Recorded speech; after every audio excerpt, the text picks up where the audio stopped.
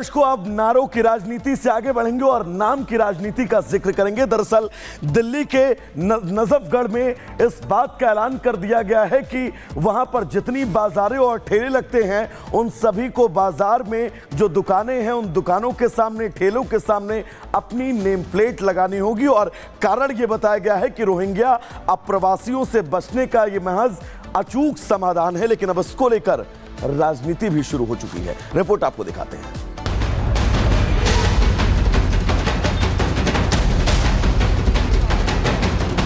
बांग्लादेशी और रोहिंग्याओं पर नकेल, विक्रेताओं को बतानी होगी पहचान,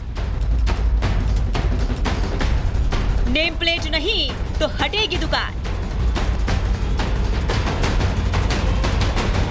सावन के महीने में उत्तर प्रदेश के मुख्यमंत्री योगी आदित्यनाथ की दुकानों, रेस्टोरेंट सहित खाने पीने वाली जगहों पर पहचान बताने का जो आदेश दिया था, उसकी पूरे देश में चर्चा हुई। योगी मॉडल को कई राज्यों में अपनाया भी गया था और अब इसी के तर्ज पर राजधानी दिल्ली में भी कदम उठाया जा रहा है। दिल्ली के नजफगढ़ में सब्जी विक्रेताओं को अपनी पहचान बतानी होगी, नहीं तो प्रशासन का चाबुक चलेगा। नजफगढ़ सब्जी मंडी में अब सड़क के किनारे रेहड़ी पटरी लगाने वालों के लिए एक नियम आया है। अब वेंडर्स को अपने ठेलों पर अपना नाम और फोन नंबर लिखना होगा और ये कदम इसलिए उठाया जा रहा है क्योंकि सब्जी मार्केट में बांग्लादेशी और रोहिंग्याओं की घुसपैठ की आहट होने लगी थी, जिस पर अब नकेल कसने की तैयारी शुरू हो चुकी है। इस आदेश के बाद अब वेरिफिकेशन की प्रक्रिया शुरू हो गई है, जो 20 नवंबर तक पूरी हो जाएगी। इलाके में लगभग 300 स्ट्रीट वेंडर्स हैं। सभी स्ट्रीट वेंडर्स का वेरिफिकेशन होगा। वेंडर्स को आधार कार्ड और जरूरी दस्तावेज जमा करने का आदेश है। 20 नवंबर तक सबकी वेरिफिकेशन प्रक्रिया पूरी होगी। मार्केट एसोसिएशन का कहना है, लंबे समय से अज्ञात विक्रेताओं द्वारा सामान बेचने की शिकायत मिल रही थी, इसलिए अवैध रूप से सब्जियां बेचने वालों को रोकने के लिए कदम उठाया गया है। इस कदम से खरीदारों को आसानी होगी और अवैध प्रवासियों की पहचान आसानी से हो सकेगी। मैंने इनके सबके सर आधार कार्ड लिए, पहले इसको रजिस्ट्रेशन कराया मंडी को।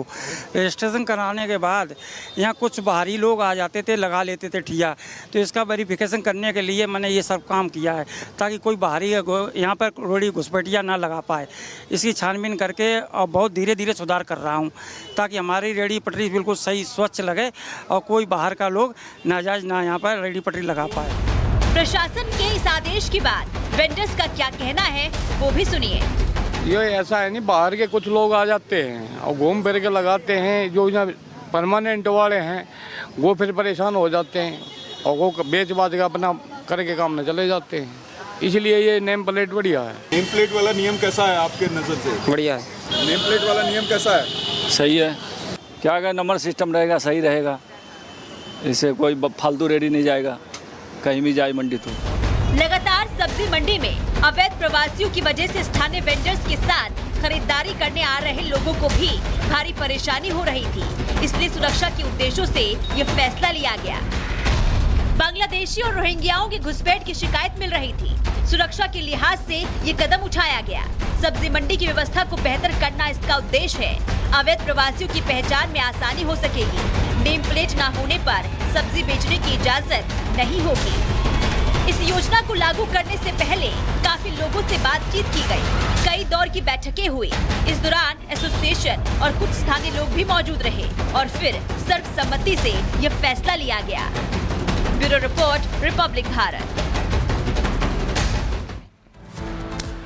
तो दर्शकों, भारी हंगामे और बवाल के बीच आखिरकार दिल्ली को अपना नया मेयर मिल गया। दरअसल हर साल ये चुनाव अप्रैल में होते हैं, लेकिन भारी बवाल और हंगामे के बीच 7 महीने बाद दिल्ली में मेयर को लेकर चुनाव हुए।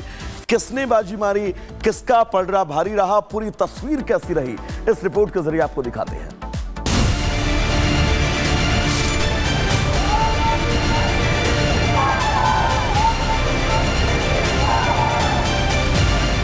दिल्ली के मेयर चुनाव में जीत का फर्क महज 3 वोट ही है।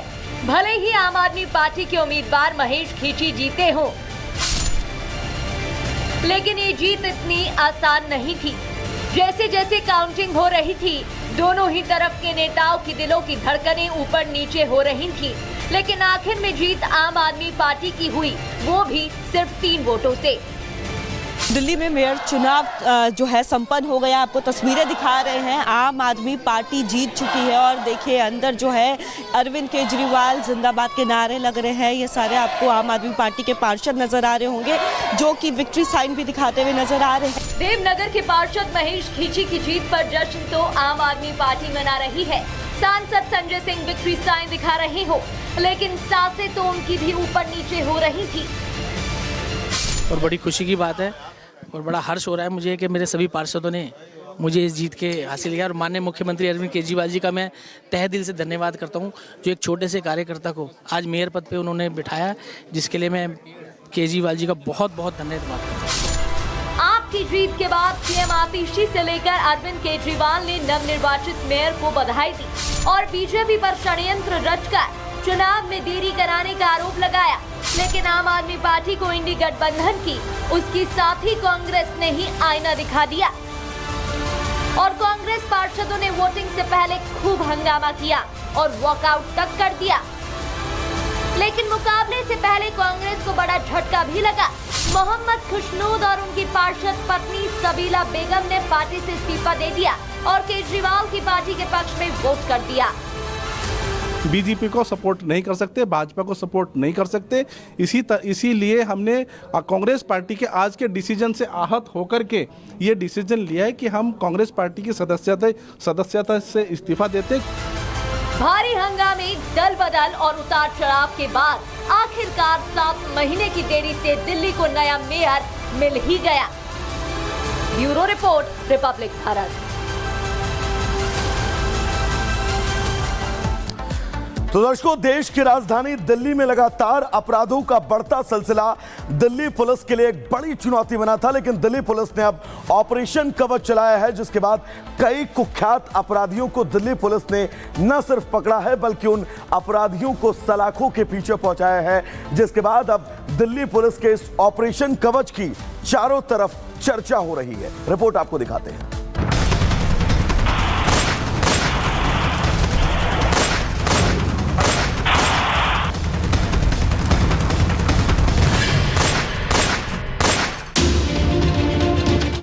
अपराधियों का एनकाउंटर, एक्शन जबरदस्त। गुंडे टू गैंगस्टर, पुलिस की नजर। दिल्ली पुलिस ने अब गैंगस्टर्स पर चौतरफा प्रहार करना शुरू कर दिया है। वो बदमाश जो कि दिल्ली को दहलाने का कोई मौका नहीं छोड़ते थे, दिन हो या रात वारदात को अंजाम दे रहे थे, उनके खिलाफ अब दिल्ली पुलिस ने 3 दिन के भीतर ऐसे ताबड़तोड़ एक्शन लिए हैं जो ये बताने के लिए काफी हैं कि दिल्ली पुलिस अब अपराध और अपराधियों को उनके अंजाम तक पहुंचाने में कोई कसर नहीं छोड़ेगी। कल दिल्ली पुलिस ने मुठभेड़ के दौरान शूटर मोगली को गिरफ्तार किया था और आज टिल्लू ताजपुरिया गैंग का शूटर निहाल भी पुलिस के हत्थे चढ़ गया। रोहिणी इलाके में पुलिस को आता देख इसने स्कूटी से भागने की कोशिश की और पुलिस पर फायरिंग करने लगा, जिसके बाद पुलिस की जवाबी कार्रवाई में पैर में गोली लगने से निहाल घायल हो गया और पुलिस ने इसे धर दबोचा। अब आपको इस शूटर की क्राइम कुंडली बताते हैं।